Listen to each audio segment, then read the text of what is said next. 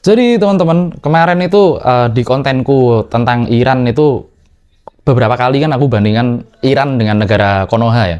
Tapi ternyata ada yang protes kalau aku bilang negara itu negara Konoha. Ya memang kesannya itu terlihat nasionalis ya teman-teman. Tapi sebenarnya kalau menurutku sendiri, kalau dipikir-pikir ya, itu terkesan sangat naif atau bahkan memang nggak tahu ilmunya. Jadi teman-teman, kalau mereka itu kan minta disebut Indonesia ya. Indonesia itu negara yang berlandaskan atas Pancasila dan Undang-Undang Dasar 1945. Nah, apa kalian rela nih kalau sistem yang berjalan di negara Konoha itu ternyata mengkhianati unsur-unsur dasar landasan negaranya sendiri? Apa sistem-sistem yang berjalan seperti itu layak disebut negara Indonesia? Kita perlu pikirkan itu lagi, teman-teman. Nah, ini kontenku yang kali ini, janjiku yang kemarin. Ini adalah tentang diskursus ya, tentang pemikiran, tentang kita diskusi di kolom komentar. Aku nggak ngajarin, karena aku bukan guru dan aku nggak gembul juga, teman-teman. Jadi, ini semuanya nanti kita akan berkontemplasi, berpikir ulang untuk kita sendirilah, nggak usah muluk-muluk, kita nggak usah mikirin pemerintah lah. Apa itu pemerintah itu aku nggak terlalu pikirin, karena ternyata masyarakat kita ya, ini mau pemerintahannya bagus apa enggak, ternyata masih hidup-hidup aja. Survival instingnya luar biasa masyarakat kita ini. Kalian lihat kawan-kawan kita yang berjuang di luar negeri, mencari nafkah, mencari rezeki di sana seperti apa. Bagus kan? Masih bisa hidup juga kan? Dan masih bisa diandalkan oleh tenaganya di luar negeri. Dan inilah kisah dunia lain. Kita akan kembali masuk ke dalam sisi dunia yang mungkin belum pernah kita kenal. So let's open your mind.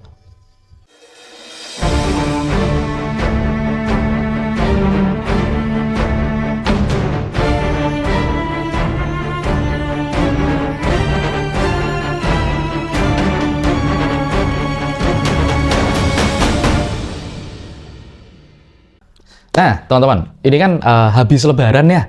Lebaran itu dimaknai sebagai hari raya. Aku mau tanya sih sama kalian-kalian semua, mungkin ke aku juga, karena aku udah tanya ini ke diriku sendiri. Hari raya, apa sih yang dirayakan sebenarnya? Kalian ngerayain apa? Hidup ya, cuman gini-gini doang. Esensinya gini-gini doang. Sedangkan Lebaran, hari raya itu jadi absurd sekarang kalau menurutku, karena banyak banget hal-hal yang terjadi di luar sana. Nah, aku udah bilang beberapa kali di konten-kontenku tentang pertempuran yang terjadi di Iran, bahwa tatanan dunia ini akan berubah dan pasti sudah berubah. Banyak orang yang menyarankan bahwa kita harus survive dengan nyimpen aset, investasi, dan lain sebagainya. Kali ini aku nggak bakalan bahas yang seperti itu. Aku mau lebih holistik ya, kita lebih bahasnya tentang holistik, karena itu nanti jadinya investasi material. Sebanyak-banyaknya harta kalian tumpuk, kalau kalian nggak pinter manage-nya, habis-habis aja teman-teman. Dan aku anggap lagi, kalau seumpamanya kita mau bicara tentang investasi dan penyimpanan aset lain sebagainya, itu nggak adil. Nggak adilnya kenapa? Banyak teman-teman kita, banyak saudara-saudara kita yang hari-hari aja kurang, sehari-harinya aja kurang, terus gimana mau nyimpen aset? Berarti ada sesuatu hal yang lain yang mungkin bisa kita diskusikan di sini, teman-teman. Kita mulai pembahasannya dari Ramadan kemarin aja ya. Kalian juga pasti sadar bahwa tiap Ramadan itu pasti banyak banget yang jualan takjil. Ya aku lihat lah di jalan-jalan segala macam, kok banyak orang jualan takjil tiap tahun. Makin lama makin banyak, bahkan ada puncaknya di saat beberapa kota jalanannya terlihat padat, bahkan cenderung macet karena orang-orang jualan takjil. Beli dong aku beberapa kali, aku beli di situ dan aku ajakin ngobrol. Yang jualan ada yang ibu rumah tangga, terus habis itu ini yang umum-umum ya, bahkan sampai pegawai serabutan, orang-orang yang kerja serabutan itu loh. Mereka aku ajak ngobrol. Mulai kapan jualan? Ternyata ya mereka jualan musiman Ramadan doang. Itu semakin lama semakin membeludak. Lalu aku pulang, aku mikir kan, kenapa ya kok hal-hal ini terjadi setiap Ramadan, dan setiap saat, setiap waktu banyak banget tentang orang Indonesia yang jualan kuliner. Kenapa? Jualan jajanan itu loh. Ada yang inovasi telur gulung, terus habis itu dulu apa? Namanya kue cubit dan lain sebagainya. Tapi ini cuma musiman ternyata. Setelah aku mikir-mikir, setelah aku teliti itu semua, ternyata hanya satu hal yang dapat aku simpulkan, teman-teman. Jadi semua ini adalah tentang skill dan tentang kemampuan. Karena apa? Jualan makanan itu nggak butuh skill banyak. Kalian bisa lihat tutorial di YouTube. Terus kemudian modal kan nggak besar ya. Modalnya jualan makanan paling ratusan ribu. Aku pernah ada temanku jualan nasi uduk, itu modalnya 500.000 jadi kok itu, teman-teman. Nah, kemudian aku mikir lagi nih. Setelah aku mikir-mikir dengan jauh lebih mendalam ya. Karena kan kemarin kita pembahasannya tentang Iran ya. Akhirnya apa yang terjadi? Yang terjadi adalah ternyata kita belum jauh sekali belum bisa dibandingkan dengan masyarakat yang ada di Iran. Buat yang belum tahu ya, aku jelasin. Kalau dibilang Iran itu Timur Tengah, negara terbelakang, enggak. Iran itu bukan Timur Tengah. Iran itu negara Persia, negara Teluk. Dekat memang sama negara-negara Timur Tengah, bukan bangsa Arab juga. Dan kemudian kalau dibilang Iran itu negara terbelakang, jauh dari kata terbelakang. Karena apa? 80% penduduk Iran itu punya gelar. Kalau di sini anggaplah S1, S2 lah. Itu umum banget itu di Iran. Udah bukan hal yang luar biasa. Karena di sana tingkat pendidikannya masih tinggi. Makanya nggak bisa dibandingkan dengan kita. Setelah aku kemudian berpikir ulang, teman-teman. Ternyata yang dibutuhkan masyarakat kita itu adalah tentang berdikari dan keterampilan-keterampilan yang memang dibutuhkan untuk survive. Jangan dibandingkan dulu sama Iran lah. Kalau kita bicara tentang pendidikan di negara ini, waduh, pendidikannya nggak merata, nggak karu-karuan. Masih mahal. Biaya sekolah aja mahal. Nah, jadi makanya kita manfaatkan apa yang ada. Contoh apa kita yang manfaatkan yang ada. Sehari-hari yang kalian pegang ini, handphone. Ini kan handphone kalian pasti punya ya. Ini manfaatin aja. Manfaatinnya gimana?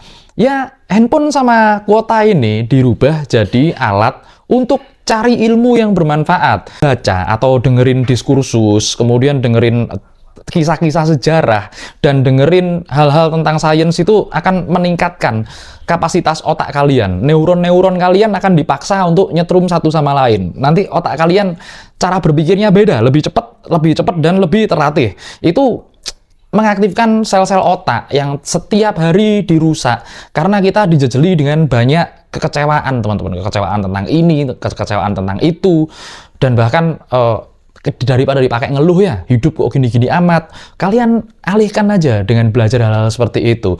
Diskursus, kemudian hal-hal yang berbau dengan sejarah, dan hal-hal yang berbau secara sains. Sebenarnya ini nanti kalau kita terbiasa tentang hal itu ya, kita akan kasyaf, kita akan tahu kebenaran tanpa kita melihat sisi fisiknya aja. Untuk mencapai semua hal itu agar mengendap di dalam otak kita, itu kita perlu kontemplasi atau ya bahasanya tafakur lah. Kalau dalam tradisiku itu disebut meditasi. Biasanya setelah kita beraktivitas seharian dan lain sebagainya, kita perlu menep. Dalam tradisi Jawa itu namanya menep. Keruh, menep, kemudian di bawah, dan kemudian airnya menjadi bening lagi. Itu adalah prinsip untuk mengosongkan diri, namun bukan mencapai kosong, tapi untuk mencapai fokus, teman-teman. Jadi, kalau kalian nemu video ini kebetulan, ini jangan buat kalian doang ya, teman-teman. Kalau bisa buat kakak-kakak, adik-adik, anak-anak, saudara-saudara kalian. Ini ya dengan cara yang enak ya, dengan cara yang enak ke mereka. Kalian share lah cara-cara ini. Karena biar algoritmanya terbentuk, algoritma yang ada di HP kalian ini biar terbentuk. Supaya apa? Ini dipakai oleh Cina. Dipakai oleh Cina untuk apa? Untuk menghegemoni masyarakatnya sendiri, untuk mencerdaskan masyarakat sendiri. Informasi-informasi yang nggak jelas, informasi-informasi yang nggak berguna, itu benar-benar dibatasi oleh pemerintah Cina itu sendiri. Jadi algoritmanya di Cina itu memang disetting untuk teknologi, untuk kemudian sains, untuk kemudian sejarah. Hiburan itu cuma nomor 2. Kalau di sana itu hiburan nomor 2. Kita harus belajar skill-skill baru di sana. Ini juga sistem yang dipakai mereka, masyarakat Cina, untuk men-turnover atau memutarbalikkan ya dari pemikiran Barat yang menjadikan kita menjadi orang-orang yang konsumtif menjadi pemikiran mereka yang sekarang ada di Cina. Pemikiran mereka itu kan sekarang produktif banget ya. Apa-apa mereka bisa bikin dengan berbagai macam grade seperti itu. Aku kasih tahu ya teman-teman, sebenarnya semua hal yang kalian lihat di fakultas-fakultas universitas itu ya, itu bisa kalian pelajari dalam waktu 3 bulan kalau kalian serius. 3 bulan aja. Belajar apa? Belajar hukum. Kalian belajar baca, dengerin, dan lain sebagainya. Handphone bisa dipakai untuk itu semua. Untuk belajar filsafat, bisa kalau kita pakai semuanya. Ya sekarang data dan informasi itu udah tersebar dengan bagus. Tapi somehow sebagian masyarakat itu dipaksa untuk menelan informasi yang memang sampah, dan sebagian masyarakat yang lain itu menggunakannya untuk mencapai tujuan-tujuan mereka. Negara nggak bisa batasin ini namanya globalisasi. Lanjut lagi lah kalau gitu, mumpung ada HP, aku bikin beberapa catatan di sini. Balik ke Pancasila yang ada di Indonesia ya, bukan di negara Konoha. Kita kalau terapkan bener-bener biar nggak seperti negara Konoha lah, biar kita jadi negara Indonesia. Negara Konoha itu busuk luar dalam teman-teman. Nah, saking busuknya negara Konoha itu ya kalian tahu lah, sesuatu yang busuk pasti muncul belatung. Jangan-jangan kita ini belatung yang lahir dari kebusukan-kebusukan itu. Tinggal sekarang kita pilih tetap jadi belatung di antara pembusukan-pembusukan itu, atau kita jadi manusia yang seharusnya manusia. Seperti apa? Makanya aku bilang Pancasila, kita urutkan nomor 1. Pancasila itu adalah yang pertama, ketuhanan yang Maha Esa. Makanya, masukkan Tuhan dalam kehidupan kalian. Masukkan Tuhan itu caranya gimana? Ya, paling simpel, kalau mau apa-apa, baca bismillah lah. Kalau apa-apa, minta petunjuk sama Tuhan. Nah, kalau mau apa-apa. Atau kalau kalian memang benar-benar memasukkan itu, nggak usah daki-daki lah, nggak usah daki-daki. Itu kalian libatkan atau kalian niatkan untuk mengabdi. Nah, itu nanti bahasa Arab ya. Jadi abid, ibadah, itu seperti itu jadinya. Jadi kan semua hal yang kita lakukan ada rasa ibadahnya. Itu juga yang pertama, ketuhanan yang Maha Esa. Kemudian itu juga yang akan menjadikan kita manusia yang adil dan beradab. Adil dan beradab ini nanti akan menjadikan persatuan, karena orang yang beradab akan cenderung menyatu. Setelah kita bisa menyatu, maka kita akan bermusyawarat dengan hikmah dan kebijaksanaan. Ini bisa diwakilkan, bisa enggak. Ya kalau wakilnya enggak penuh hikmah dan enggak penuh bijaksana, ya jadinya seperti negara Konoha itu loh. Korupsi mulu isinya. Itu jijik kan kalau yang seperti itu. Jangan sampai seperti itu. Hasil musyawarah yang didasari oleh hal seperti itu pasti tentunya akan menghasilkan keadilan sosial bagi seluruh rakyat, seluruh ro'iyah. Lah itu mana ininya, adilnya. Adil itu berat loh, itu tanggung jawab pemimpin-pemimpin. Kalian mungkin bisa cari referensi untuk para pemimpin yang nggak adil itu seperti apa sih nanti di hari akhir, itu seperti apa. Itu sebenarnya hal-hal simpel ya, yang pejabat-pejabat Konoha itu kebanyakan sangat nggak paham sekali. Karena ya gimana, mau dibilang paham gimana? Seolah-olah mereka itu nggak punya Tuhan. Seolah-olah mereka besok itu mati, ya udah mati aja, hilang aja, kelar udah. Itu mereka nggak memanusiakan manusia. Masyarakat itu cuman dianggap komoditas politik yang bisa dipakai 5 tahunan sekali, teman-teman. Itu kemakan gampang sekali, kemakan sama jargon-jargon palsu dan janji-janji palsu mereka.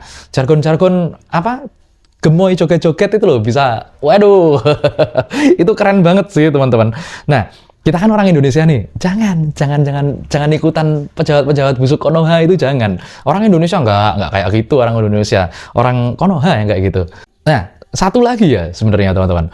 Di Indonesia nanti jangan izinkan orang-orang yang busuk-busuk seperti itu naik menjadi pemimpin.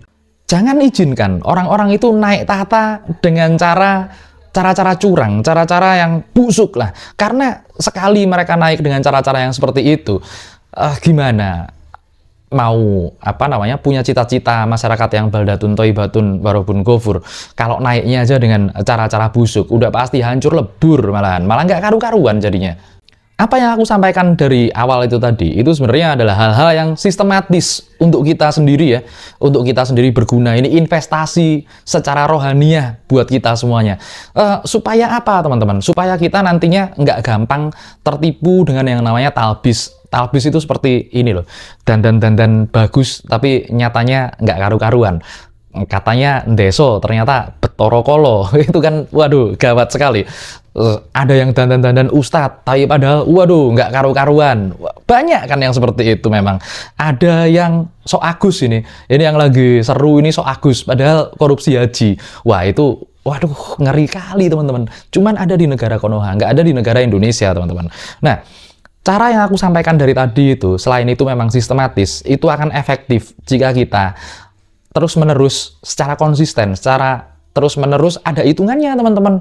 Hitungannya adalah mulai dari 7, terus kemudian 21, terus kemudian 40, kemudian 100, dan kemudian 1000. Saat kita mencapai angka yang terakhir itu 1000 secara konsisten, maka itu namanya, kalau menurut pendapatku ya, itu namanya daim. Daim itu berkelanjutan, terus menerus, tidak terputus. Ya memang kayak gitu sih teman-teman. Itu untuk merawat diri kita sendiri lah, merawat diri kita sendiri supaya nggak ketipu sama orang-orang yang dari negara Konoha itu. Bahaya itu teman-teman. Nah, ingat ya teman-teman, belajar kita belajar bareng-bareng, mengembangkan diri kita bareng-bareng supaya kita bisa ahli dalam, ya, satu hal boleh, dua hal boleh, syukur-syukur ahli dalam banyak hal. Supaya apa? Supaya kita nantinya bisa action secara konsisten teman-teman. Jangan mau jadi bangsa yang lupa.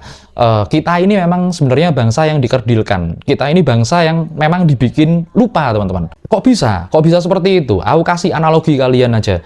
Garuda itu ya, waktu pertama kali itu bisa terbang tinggi. Kemudian setelah Garuda ditangkap, dikurungi, dikandangi, anak-anak Garuda ini tahu ceritanya langit, tapi karena di kurungan mereka nggak tahu namanya terbang itu seperti apa, tapi masih diceritain sama bapak ibunya, kita terbang di langit segala macam. Nanti sampai ke cicitnya itu langit aja apa nggak tahu, mungkin ceritanya udah nggak tahu. Ini yang terjadi di masyarakat pedesaan yang memang memang diinfiltrasi untuk budaya konsumtif yang itu tadi loh. Jadinya apa? Punya sawah gede, punya tambak gede, tapi kalahnya ya apa? Cita-citanya palingan akhirnya kerja jadi pegawai Indomaret. Itu kan kacau sendiri. Mendingan lebih baik mereka ngurusin lahan-lahannya mereka, belajar memanfaatkannya sebaik mungkin agar menghasilkan yang terbaik buat dia dan masyarakatnya. Aku juga doain ya teman-teman, moga-moga nanti kita, keluarga kita, anak-anak kita, anak turun kita, cucu-cucu kita, ini akan jadi manusia yang benar-benar manusia Nusantara seperti zaman dulu. Bukan manusia bonsai yang dikerdilkan seperti analogi Garuda yang tadi aku ceritakan. Mungkin kita bisa berkaca sama Iran ya, nggak usah jauh-jauh, yang lagi hype sekarang kan itu Iran. Kita syukur-syukur kalau kita bisa berkaca kepada masyarakat Madani, masyarakat Madinah saat ada Kanjeng Nabi. Nggak usah jauh-jauh lagi. Kita berkaca sama masyarakat Majapahit aja lah. Masyarakat Majapahit itu harga diri tinggi. Bukan ngasih-ngasihin dirinya buat negara-negara lain. Jadi itu sesuatu hal yang tidak terpisahkan antara jasmani dan rohani. Jadi melihatnya masyarakat kita harus dikembalikan sebagai masyarakat Nusantara seperti itu. Mungkin apa yang kita bicarakan, kalau kita memang benar-benar lakukan itu semua, itu kita juga nggak bakalan panen kok teman-teman. Ibaratnya kita ini nanam sesuatu yang tumbuhnya lama, seperti pohon jati. Makanya mungkin nanti yang nanam ya anak cucu kita, tapi nggak apa-apa kan, seperti Sunan Kalijogo, nanam banyak hal yang akhirnya tumbuh di kemudian hari. Makanya kita juga siapkan generasi anak cucu supaya nggak dipanen apa yang kita tanam di hari ini, supaya nggak dipanen sama orang-orang rakus, penyembah berhala harta seperti di negeri Konoha itu. Jadi seperti itu ya teman-teman. Oh iya, buat yang penasaran kenapa aku pakai seperti ini aku lagi bertalbis biar kalian nggak silau, biar kalian nggak silap antara pakaian dengan apa yang ada di dalam diri, itu biar kalian nggak silau. Aku bukan orang baik kok teman-teman, aku orang biasa-biasa aja yang ya banyak salah dan dosanya. Sampai jumpa lagi kawan-kawan dari dunia lain.